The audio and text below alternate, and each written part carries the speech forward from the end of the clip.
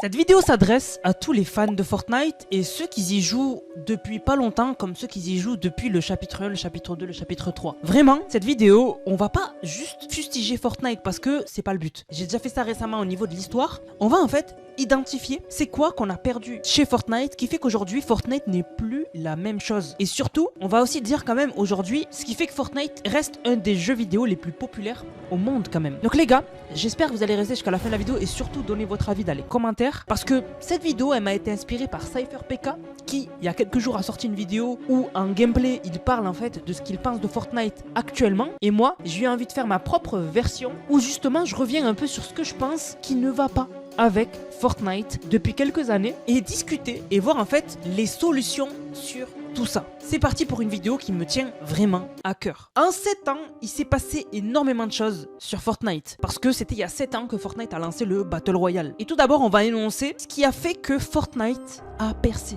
Genre pour vous, c'est quoi qui a fait percer Fortnite? On peut citer beaucoup de choses. Le fait que sur internet, il y a eu des gros streamers qui ont fait des vidéos virales et que du coup ça a donné envie aux gens de jouer au jeu. Mais moi je trouve que vraiment ce qui a fait exploser Fortnite, c'est une chose qui englobe toute une partie de Fortnite. Pour moi ce qui a fait exploser Fortnite, c'est les événements. C'est en fait des choses qui se passent en même temps chez tout le monde dans le jeu et on sait pas ce qui va se passer. Pour moi c'est dire à tes potes, aujourd'hui il y a un événement et imaginez il se passe ça, imaginez il se passe ça. Et en fait qu'on débatte entre nos potes de ce qui va se passer et surtout qu'est-ce que ce sera la prochaine saison. Rappelez-vous des débats qu'il y avait quand le cube était apparu. Qu'est-ce qu'il va faire? Pourquoi il est là? Il va exploser? Quoi? Il peut se déplacer? C'était le sujet de tout le monde en fait. Et c'était ça qui galvanisait tout le monde. Et pour moi le pic de ça, ça a été le trou noir. Pour moi le trou noir, c'est le pic de popularité de Fortnite. C'est là où tout le monde parlait du jeu. Mais vraiment, c'était hallucinant. Et c'était un événement, c'était lié à l'histoire. Donc, on a identifié, c'est quoi qui a fait percer Fortnite? C'est l'histoire du jeu, c'est les événements. Les événements, c'était une des nouveautés qu'on avait dans aucun jeu et qui était incroyable. T'imagines, tu disais à tes potes, il faut se connecter à cette heure-ci, il va se passer un truc de malade. Et on savait pas ce qui allait se passer. Et du coup, tu lançais le jeu, t'attendais avec des potes et en fait, juste, tu kiffais le moment. C'était incroyable. Vraiment, pour moi, c'est ça l'identité de Fortnite. Et Fortnite, en fait, ils ont détruit ça. Pour moi, là où vraiment on a perdu l'identité de Fortnite, ça a été début chapitre 4. Parce que la dernière saison dans laquelle Donald Mustard a participé, c'était la saison 3, chapitre 4. Mais il y avait encore des touches de Donald Mustard, ce qui a fait que la saison, elle s'est à peu près bien terminée. Enfin, le chapitre, il s'est à peu près bien terminé. Mais vraiment pour moi, on voit une cassure au chapitre 4. Parce qu'au chapitre 4, on perd tout ce qui faisait la fondation de Fortnite. Dans un premier temps, on perd les événements. Parce que les événements à partir de ce moment-là, ils étaient plus aussi spectaculaires qu'on avait eu à l'époque. Et ensuite, surtout, on n'avait plus une cohérence. Quand on regardait les événements du chapitre 1, il y a une cohérence. C'est-à-dire que quand le cube apparaît, le cube se déplace et crée quelque chose. Ce quelque chose, on le retrouve puisque quand l'île du cube, elle se lève, on voit le cube en dessous. Donc il y a une suite, etc., etc. À chapitre 4, ça n'avait ni queue ni tête. On a un portail qui s'ouvre dans le ciel à un endroit et une ville qui tombe du ciel de l'autre. Genre, ça sort même pas du portail, c'est même pas la même chose. Et en fait, on se rend compte que en interne, le chapitre 4, ils ont mélangé les saisons. Donc en fait, c'est là on se rend compte que à partir du moment où il y avait plus Donald Mustard, Fortnite ils se sont dit l'histoire, c'est plus trop important. Et c'est pour ça que à partir de là, on a perdu une grosse partie de l'identité de Fortnite. On a perdu cette magie des événements et c'était toute l'identité de Fortnite. C'est comme si aujourd'hui à Apple, tu leur enlèves la pomme, tu la remplaces par une poire. Ça aura plus le même effet. Et ben là, c'est pareil. Quand on a perdu ce qui fait que Fortnite est Fortnite, en fait, tu perds Fortnite. Et c'est là où vraiment on a vu que des gens qui ont dit mais moi j'arrête le jeu. Et en plus on a même perdu cet effet spectaculaire de changement de chapitre. Parce que on avait des événements pour passer d'une saison à l'autre, mais surtout on avait des événements uniques qui nous faisaient passer d'un chapitre à l'autre. Des choses spectaculaires. Pour passer du chapitre 1 au chapitre 2 on avait eu le trou noir. C'était spectaculaire, c'était du jamais vu. Pour passer du chapitre 2 au chapitre 3, la map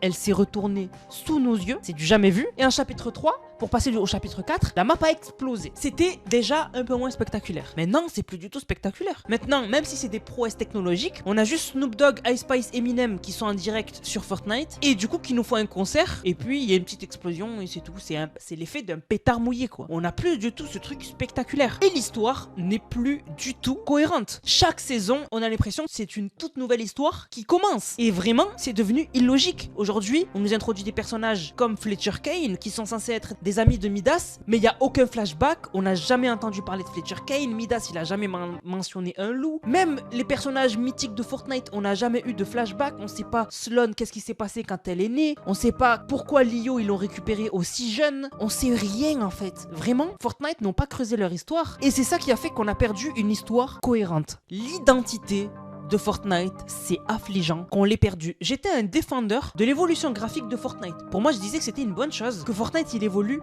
graphiquement. Mais avec du recul, je me dis que c'est une très mauvaise idée. Aujourd'hui, il y a des gens qui se plaignent que Fortnite est devenu trop réaliste. Et je suis entièrement d'accord. À l'époque, quand tu voyais un clip de Fortnite, c'était unique. On avait des arbres uniques, des arbres avec des bords arrondis chelous. On avait un effet cartoon. On avait des armes cartoonesques. On avait une tempête qui n'avait rien d'une tempête normale. C'était pas une tempête de pluie ou quoi. C'était vraiment une tempête chelou. Pas normal. Le ciel, il était aussi chelou, cartoon, etc. Aujourd'hui, on a un jeu qui est devenu, je le dis, trop réaliste. On a des armes qui ont perdu toute leur âme. On n'a plus la Scar de l'époque avec des sons qui étaient aussi loufoques. C'est une arme qui fait comme ça, le bruit de la Scar, il était chelou, mais c'était ça qui faisait son charme. Aujourd'hui, la Scar, ils ont changé le son, il est devenu trop réaliste. C'est devenu trop réaliste. Aujourd'hui, quand on a du bullet drop, quand tu tires la balle et qu'elle retombe, je trouve que c'est trop réaliste. On aurait dû garder ce truc cartoon. Et même les nuages, etc., c'est devenu des nuages volumétriques, comme dans des jeux super réalistes. On a perdu l'âme, l'identité de Fortnite. On a perdu ce côté cartoon. Ce qui m'a choqué récemment, c'est que si tu compares le vrai OG, donc de l'époque en 2017 ou 2018, et que tu le compares à Fortnite OG, donc là actuellement qui est en saison 3, ça n'a rien à voir. Si je vous le compare, là je vous le montre, ça n'a rien à voir. Même le OG, c'est pas le OG. Genre il est différent. On n'a pas la même tempête, on n'a pas les mêmes nuages, on n'a pas le même brouillard chelou. Vous savez le petit filtre qu'il y avait qui faisait le charme de Fortnite, on l'a plus. Ils auraient dû le garder, ça n'empêche pas de faire évoluer le jeu. Mais on aurait dû garder cette identité propre à Fortnite, il était unique le jeu. Là, je suis d'accord, le jeu est devenu trop réaliste jusqu'à que carrément ils nous avaient mis le feu qui brûle les maisons et tout. Ça ils l'ont enlevé, mais c'est devenu trop. C'est devenu trop. Et pour moi, on a perdu le fil conducteur de Fortnite quand carrément on avait des tornades, on avait des éclairs. Là, c'est trop. Vraiment, c'est trop. En fait, le jeu, il est destiné à ressembler en fait à GTA 6 avec des armes. Et c'est ça qui est dommage. C'est vraiment dommage. Vraiment, l'identité de Fortnite, on l'a perdu. En deux points qu'on a identifiés ensemble, donc les événements, l'histoire et l'identité visuelle de Fortnite, ces trois-là ont explosé le jeu en 1000 morceaux. Le jeu a été explosé. Explosé, explosé, explosé. Genre vraiment là, c'est ça qui a fait que Fortnite en est à ce qu'il est aujourd'hui. Certes populaire, mais beaucoup moins populaire de ce qu'il devrait être. Au chapitre 5, Fortnite, ils ont lancé le métaverse officiellement. Ça avait commencé, on voyait dans la direction dans laquelle ils allaient, mais là, ils l'ont lancé officiellement. Ils ont lancé 3 nouveaux modes séparés et vraiment uniques. Donc ils avaient lancé Lego Fortnite, Rocket Racing et Fortnite Festival. Si on fait un bilan plus tard, Fortnite ont détruit des opportunités qui auraient pu faire rebondir le jeu. On va prendre Lego Fortnite. Lego Fortnite à son lancement, c'est un succès de malade. Vous vous rappelez? Tout le monde y jouait. Même des youtubeurs qui jouaient plus trop à Fortnite, ils y jouaient. Ils ont réussi à hype tout le monde. Un univers sandbox où tu peux créer ce que tu veux, t'as aucune limite. Et au final, ça dégringole. Et aujourd'hui, on a des stats qui sont ridicules comparé à ce qu'on avait au début, des millions de joueurs. Mais comment ils en sont arrivés là? Eh bien, la chose qu'on remarque tout de suite, c'est que Lego a reçu aucune mise à jour pendant des mois et des mois. Ça a été horrible. Moi, la chose qui me choquera toujours et à chaque fois que je cite, c'est que quand je jouais à Lego Fortnite et que je voulais aller dans un nouveau biome, je marchais des heures et des heures. Bon, j'abuse, hein, mais tu marchais tout le temps. Tu marches, tu marches, tu marches, tu marches, tu marches. Au bout d'un moment, quitte le jeu. En fait, ils ont pas mis de véhicule. Et même si tu pouvais en créer, c'était compliqué, c'était pas facile à faire. Et en fait, à partir du moment où tu demandes à des gens de créer des moyens de locomotion parce que c'est la dèche, c'est la hesse comme on dit, eh ben, c'est mort en fait. Genre, il n'y a pas eu de mise à jour. Et en fait, c'est ça qui a fait que le jeu a dégringolé. C'est que Fortnite, il lance des modes uniques, incroyables, mais ils font pas de mise à jour. Donc, au bout d'un moment, quand c'est tout le temps la même chose, quand on n'a pas de nouveauté, eh ben, les gens, ils partent. Rocket Racing, je pense pas que ça a été les mises à jour le problème. Pour moi, ça a surtout été le style qui était complètement différent de ce qu'on nous avait vendu. Pour moi, et les leaks, de ce que j'avais compris, ça allait être une sorte de Mario Kart, trop bien. Et au final, on s'est retrouvé plutôt avec un jeu d'arcade qui ressemble un peu à un jeu mobile. Vous voyez, où vous avez trop de touches à apprendre. Encore aujourd'hui, il me manque des touches pour aller en l'air, etc.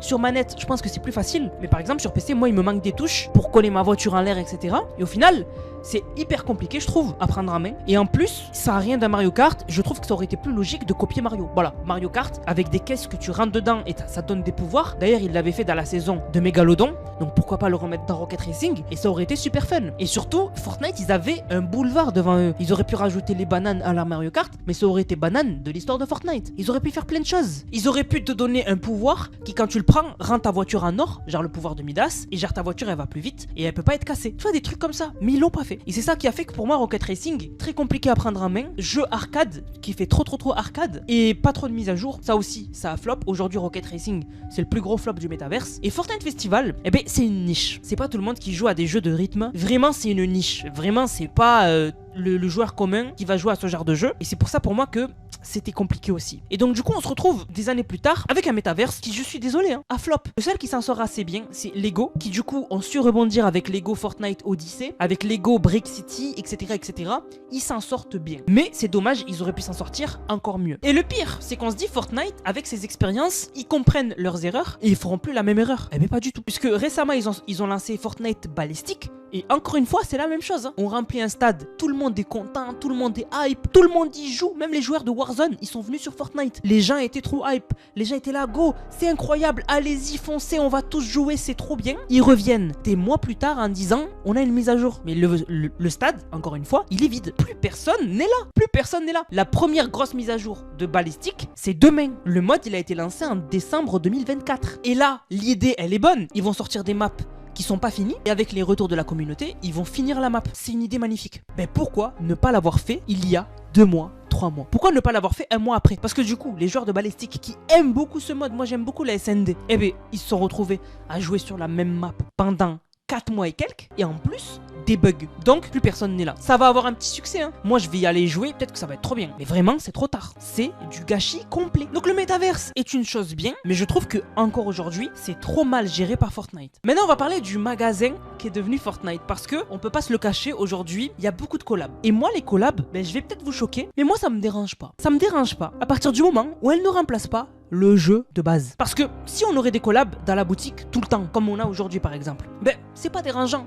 Si tu veux l'acheter, tu l'achètes. Si tu l'achètes pas, ben tu l'achètes pas. Et ça dérangerait personne. Parce que des fois, il y a des choses dont on est fan hors Fortnite, comme des animés, des jeux vidéo. Et quand tu les vois arriver sur Fortnite, t'es trop content. Tu te dis, ah, ça fait plaisir de les avoir sur Fortnite. Mais de l'autre côté, si on nous impose des collaborations, là, moi, je suis contre. Et c'est là où j'ai un problème avec Fortnite, c'est que les collaborations prennent trop de place et remplacent carrément la base de Fortnite. Pour moi, le point de non-retour, ça a été quand Fortnite ont remplacé les skins bonus de passe de combat par des collaborations. À la base, les skins bonus, c'était des skins bonus liés à l'histoire. Le premier skin bonus, c'était le visiteur. On avait un mystère autour de la carte avec un météore, etc. Et bam, skin bonus, si t'as fait toutes les quêtes de l'histoire et que t'as suivi l'histoire, on te donne le visiteur. Mais qui il est, d'où il sort, etc. C'est incroyable. Deuxième skin bonus, on avait eu les exécuteurs. Des personnages mystérieux, encore une fois, qui du coup sont liés à l'histoire. Et c'était magnifique. Et tout est dans le nom en fait. Skin, mystère. À la base, le skin, on le voit même pas. C'était une silhouette. Et au fur et à mesure de la saison, il est dévoilé. Magnifique. T'es trop hype. T'as envie de faire l'histoire. T'as envie de suivre l'histoire.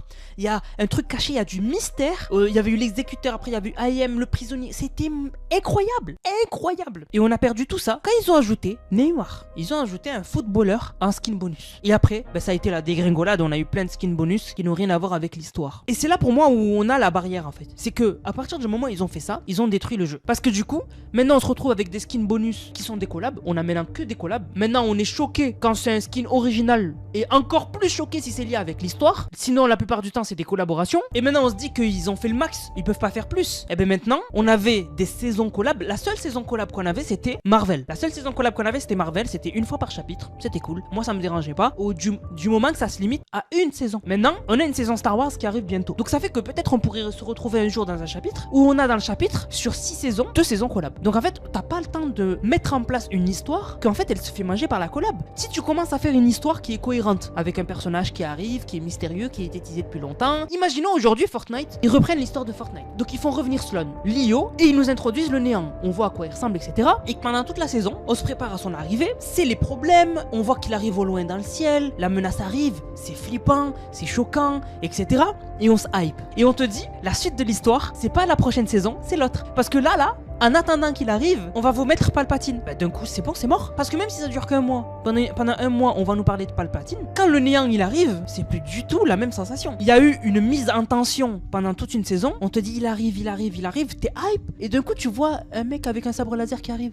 On est où? On va où? Il mélange les collabs avec l'histoire, avec l'identité du jeu, et on perd Fortnite. Mais quand je vous dis tout ça, on pourrait se dire Fortnite est foutu, mais en fait Fortnite, le jeu il est fini. Et je suis sûr que dans les commentaires, vous allez tomber sur des gens qui vont dire c'est pour ça que j'ai arrêté le jeu, c'est pour ça que le jeu est devenu nul. Branchez-vous Warzone, branchez-vous Valorant. Les gars, même si je dis tout ça et même si c'est réel, Fortnite, ils se rendent compte de leurs erreurs et ils font des efforts. Et ça, il faut pas le mettre sous un tapis et passer à côté. Non. Moi, je suis très content du revirement qu'a eu récemment Fortnite et de ce qui arrive, même s'il y a quand même encore des erreurs. Constat avec les chiffres, on parle même pas de si j'aime Fortnite, si j'aime pas Fortnite, on parle des chiffres. Fortnite reste un des jeux les plus populaires au monde. C'est rare les jeux qui font 2 millions de joueurs en moyenne par jour. Ça n'existe pas. Même des Warzone, etc., c'est 1 million, même pas. C'est rare. C'est vraiment rare. Fortnite, ça fait partie, et c'est choquant, des jeux encore les plus joués au monde. Ça fait partie des jeux qui sont rentrés dans l'habitude des gamers. Maintenant, les gamers, même s'il y a des nouveaux jeux d'histoire qui sortent, même s'il y a des God of War, des Spider-Man qui sortent, etc., ils ont gardé l'habitude de temps en temps se réunir avec leurs potes et faire une game de Fortnite. Donc, Fortnite, c'est quand même choquant, et si on regarde que les chiffres, c'est un des jeux les plus joués au monde, donc c'est pas demain la veille qui va disparaître. Ensuite, Fortnite se sont rendu compte de leurs erreurs au niveau des événements, et ils ont, depuis le chapitre 5, mis en place un événement par saison. Alors, on est loin des événements du cube, etc., hein, mais ce qui est cool, il faut le noter,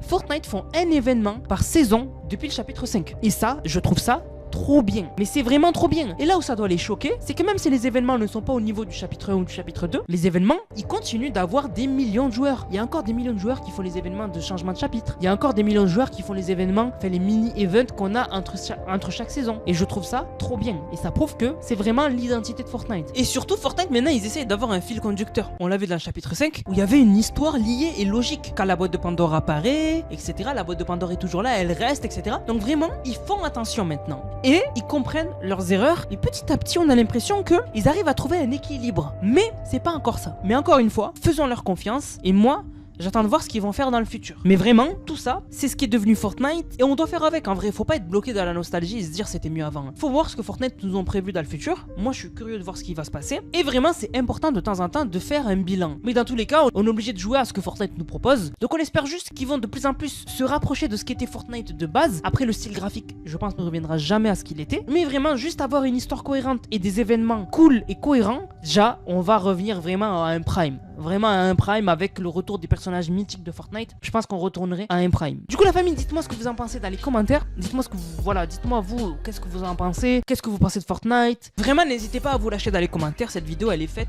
pour ça. Et surtout, les gars, si la vidéo vous a plu, vous pouvez me soutenir d'une manière gratuite. C'est de mettre mon code créateur Nanas dans la boutique Fortnite. N-A-N-A-S-S. Voilà, vous le mettez dans la boutique. Et une fois que vous l'avez mis, n'hésitez pas à m'envoyer une vidéo où vous l'avez utilisé en achetant quelque chose dans la boutique. Dans le serveur Discord Nanas qui est dans la description, il y a un onglet code Nanas fait pour ça. Vous envoyez la vidéo là-bas et vous avez une dédicace en fin de vidéo. Donc merci à Elodie qui a régalé avec le code Nanas. Merci beaucoup à Saïd qui a régalé. Merci beaucoup à Nuka. Merci à Neko68. Merci à NotGamer qui régale, encore une fois. Hein. Merci à Martel, merci à Cisco, merci à Maël RDGS, merci à Neko68, merci à Pika Pika, merci à Nuka26, merci à Nicoala, merci beaucoup à Neko68, regardez tout ça, il a offert plein de cadeaux, c'est incroyable. Merci à Axolo12, merci à Tozy62 qui régale tout le temps et c'est ainsi, laisse tomber comment il régale. Merci à Axolo, merci à Elioni, incroyable, de belles traînées ces derniers temps, code Nanas d'office, merci beaucoup à Elioni. Merci Hussein et Ayan, merci beaucoup à Pika Pika, merci à Weshpelo, merci à Neko qui m'a dit, je suis vraiment désolé pour les vidéos à l'envers mais je peux pas acheter 2 fois les trucs. Pas de soucis frérot, pas de soucis, c'est pas grave. Merci à Neko68 encore une fois, regardez tout ça. Merci, ça c'est vraiment